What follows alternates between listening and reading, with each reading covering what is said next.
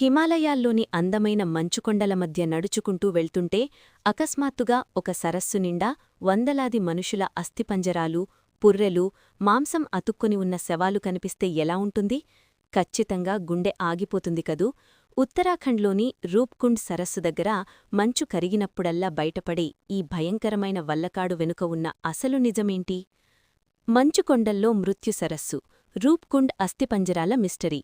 మంచులో దాగున్న వల్లకాడు. ఉత్తరాఖండ్ రాష్ట్రంలోని హిమాలయ పర్వతాల్లో సముద్రమట్టానికి సుమారు 16,500 అడుగుల ఎత్తులో రూప్కుండ్ అనే ఒక చిన్న హిమానీ నదం ఉంది. సంవత్సరం పొడవునా మంచుతో కప్పబడి ఉండే ఈ సరస్సు చూడటానికి ఎంతో అందంగా ఉంటుంది. కాని ఆ మంచు కరిగితే అది ఒక భయంకరమైన వల్లకాడుగా మారుతుంది. రెండవ ప్రపంచ యుద్ధం జరుగుతున్న సమయమది. 1942లో హెచ్కే మాధ్వాల్ అనే ఒక బ్రిటిష్ ఫారెస్ట్ గార్డ్ ఆ మంచుకొండల్లో పెట్రోలింగ్ చేస్తూ దారి తప్పి ఈ సరస్సు దగ్గరకు వచ్చాడు.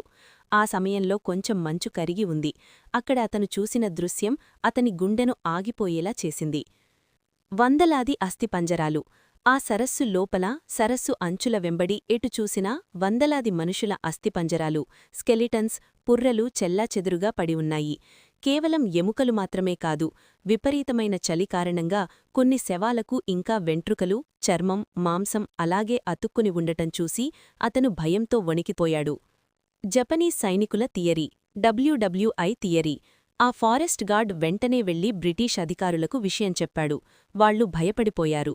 ఇండియా మీద దాడి చేయడానికి రహస్యంగా హిమాలయాలు దాటుతూ వస్తున్న జపనీస్ సైనికులు మంచు తుఫానులో చిక్కుకుని చనిపోయారేమో అని బ్రిటిష్ ప్రభుత్వం అనుకుంది.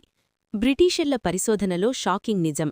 వెంటనే బ్రిటిష్ సైన్యం, పరిశోధకులు ఆ సరస్సు దగ్గరకు వెళ్లి ఎముకలను పరీక్షించారు. ఆ పరీక్షల్లో వాళ్లకి దిమ్మ తిరిగే నిజం తెలిసింది. ఆ ఎముకలు కొన్ని రోజుల క్రితం చనిపోయిన సైనికులవి కావు, అవి వందల సంవత్సరాల క్రితం నాటివి అని తేలింది. సైనికులు కాదు, సామాన్యులే. అంతేకాకుండా చనిపోయిన వారిలో మహిళలు, చిన్నపిల్లల అస్థిపంజరాలు కూడా ఉన్నాయి. వాళ్ల దగ్గర ఎలాంటి ఆయుధాలుగాని, కత్తులుగాని దొరకలేదు.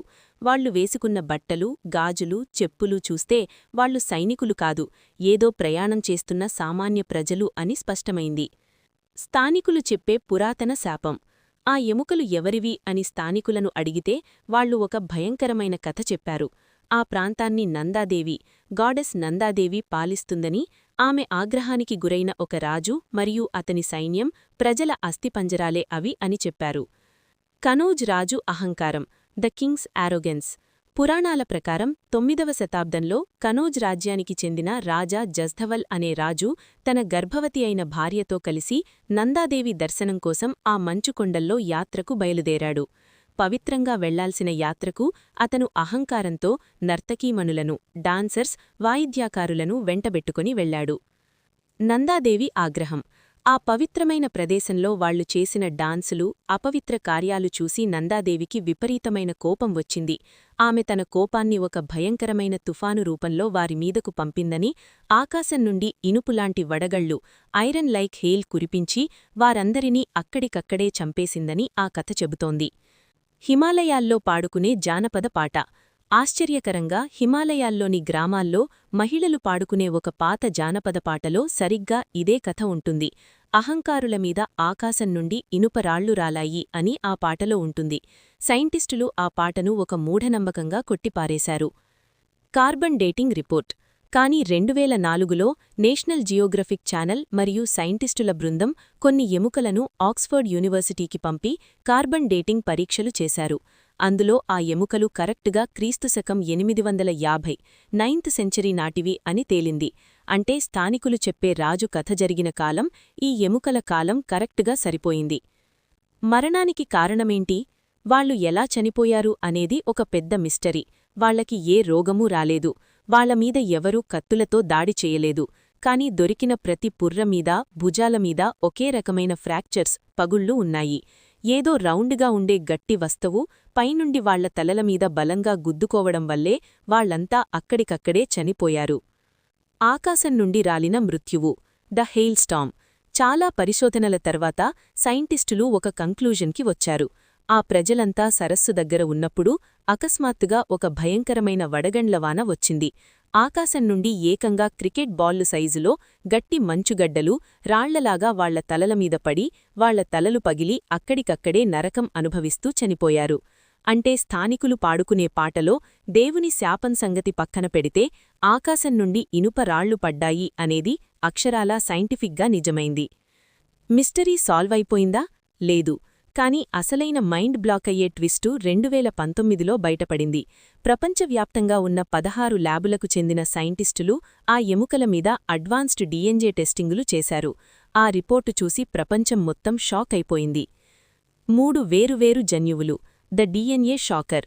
ఆ సరస్సులో చనిపోయిన వారంతా ఒకే ఊరికి, ఒకే రాజ్యానికి చెందినవాళ్లు కాదు. డిఎన్ఏ రిపోర్టు ప్రకారం వాళ్లలో 3 గ్రూపుల ప్రజలున్నారు.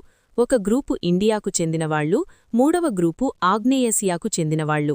అందరి మైండ్ బ్లాక్ చేసిన విషయం ఏంటంటే ఆ మంచుకొండల్లో దొరికిన రెండవ గ్రూపు అస్థిపంజరాల డిఎన్ఏ గ్రీస్ మరియు మధ్యధరా దేశాల డిఎన్ఏతో మ్యాచ్ అయింది. వేల కిలోమీటర్ల దూరంలో ఉన్న గ్రీకు దేశస్థులు హిమాలయాల్లోని ఆ మారుమూల సరస్సు దగ్గరకు ఎందుకు వచ్చారు? ఒకేసారి చనిపోలేదు. The time line gap. DNA shock ఒకటైతే వాళ్లు చనిపోయిన సమయం మరో భయంకరమైన మిస్టరీ. ఆ సైంటిస్టులు చెప్పిన దాని ప్రకారం వాళ్లంతా వడగండ్ల వానలో ఒకేసారి చనిపోలేదు. మొదటి గ్రూపు వాళ్లు 9వ శతాబ్దంలో చనిపోతే ఆ యూరప్ వాళ్లు 19వ శతాబ్దంలో, అంటే 1000 సంవత్సరాల గ్యాప్ తర్వాత చనిపోయారు. కాని అందరూ అదే సరస్సు దగ్గర ఎందుకు చనిపోయారు?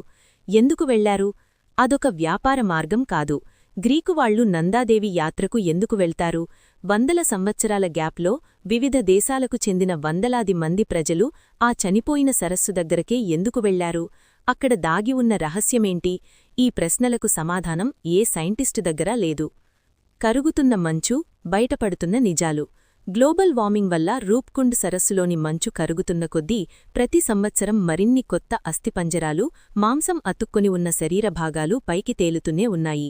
ఆ అస్థిపంజరాల సరస్సు తన కడుపులో ఇంకా ఎన్ని దేశాల మనుషుల ఎముకలను, ఎన్ని భయంకరమైన చరిత్రలను దాచుకుందో కాలమే సమాధానం చెప్పాలి. చివరగా ఒక్క మాట. మనిషి తన టెక్నాలజీతో డిఎన్ఏ టెస్టులు చేసి వాళ్లు ఏ దేశం వాళ్లో, ఏ కాలం నాటివాళ్లో కనిపెట్టచ్చు.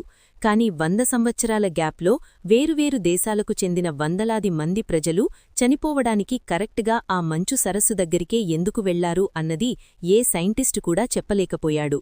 ప్రకృతి ఎప్పుడు ఏ రూపంలో మృత్యువుగా విరుచుకుపడుతుందో ఎవరూ ఊహించలేము అనడానికి రూప్కుండ్ ఒక సజీవ సాక్ష్యం. ఆ మంచుకొండల కింద ఇంకా ఎన్ని భయంకరమైన చరిత్రలు నిద్రపోతున్నాయో కాలమే సమాధానం చెప్పాలి.